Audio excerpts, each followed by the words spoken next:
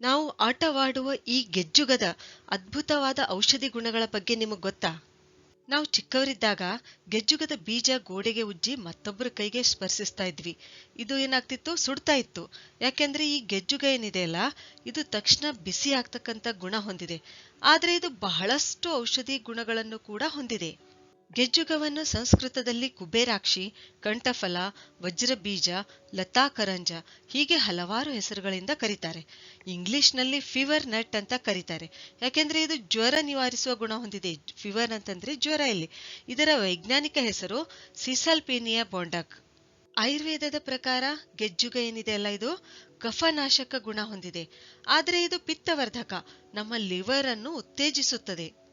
ಒಂದು ವೇಳೆ ಹಳೆಯ ಜ್ವರ ಇದ್ರೆ ನಾವು ಗೆಜ್ಜುಗವನ್ನು ಯಾವ ರೀತಿ ಬಳಸಬಹುದಿಲ್ಲ ಅಂತಂದ್ರೆ, 1 ಗ್ರಾಂ ಗೆಜ್ಜುಗದ ಬೀಜದ ಚೂರ್ಣ ಮತ್ತು 1 ಗ್ರಾಂ ಪೀಪ್ಲಿಯ ಚೂರ್ಣ ಇವುಗಳ ಮಿಶ್ರಣ ಏನ್ ಮಾಡಬೇಕು? ಬಿಸಿ ನೀರಿನೊಂದಿಗೆ 10 ದಿನಗಳವರೆಗೆ ಸೇವಿಸುತ್ತಾ ಬಂದ್ರೆ ನಮ್ಮ ದೇಹದ ಮೇಲೆ ಯಾವುದೇ ರೀತಿಯ ಅಡ್ಡ ಪರಿಣಾಮ ಉಂಟು ಮಾಡದೇನೆ ಜ್ವರ ನಿವಾರಣೆ ಆಗುತ್ತದೆ ಮತ್ತು ಮಲೇರಿಯಾ ರೋಗ ಕೂಡ ವಾಸಿ ಮಾಡುವಲ್ಲಿ ಮಹತ್ತರ ಪಾತ್ರ ವಹಿಸುತ್ತದೆ ಎಂದು ಸಂಶೋಧನೆಗಳಿಂದ ತಿಳಿದು ಬಂದಿದೆ. ಅಷ್ಟೇ ಅಲ್ಲ, ಗಜ್ಜುಗದ ಬೀಜದ ಎಣ್ಣೆಯಿಂದ ತಲೆಯ ಬೋಳುತನ, ಬಾಲ್ಡ್ನೆಸ್ ಅಂತ ಏನ್ ಹೇಳ್ತೀವಲ್ಲ, ಅದು ನಿವಾರಣೆಯಾಗುತ್ತದೆ. ಗೆಜ್ಜುಗದ ಎಣ್ಣೆಯು ಸ್ಕಿನ್ ಡಿಸೀಸಸ್ಗೋಸ್ಕರ, ಚರ್ಮದ ರೋಗಗಳ ನಿವಾರಣೆಗಾಗಿ ಪುರಾತನ ಕಾಲದಿಂದಲೂ ಇದನ್ನ ಬಳಸಲಾಗುತ್ತಿದೆ. ಗೆಜ್ಜುಗದ ಬೀಜವು ಮಾನಸಿಕ ಒತ್ತಡದಿಂದ ರಕ್ತದಲ್ಲಿ ಕೊಬ್ಬಿನ ಅಂಶ ಏನ್ ಹೆಚ್ಚಾಗುತ್ತದೆ ಅಲ್ಲ, ಅದನ್ನ ತಡೆಯಬಲ್ಲ ಶಕ್ತಿ ಹೊಂದಿದೆ.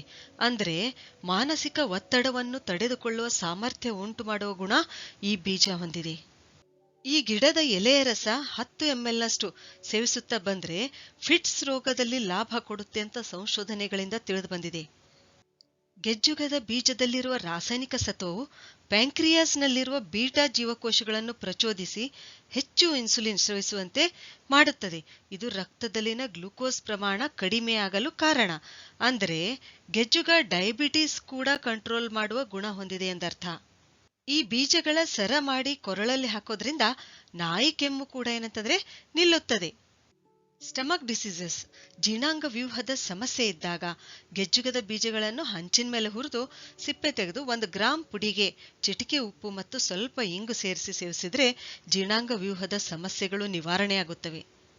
ಈ ಚೂರ್ಣ 1 ಗ್ರಾಂನಷ್ಟು ಸ್ವಲ್ಪ ಕಲ್ಸಕ್ಕರೆ ಮಿಕ್ಸ್ ಮಾಡಿ ಸೇವಿಸಿದ್ರೆ ಹಲ್ಲಿನಿಂದ ರಕ್ತಸ್ರಾವವಾಗುವುದು ನಿಲ್ಲುತ್ತದೆ.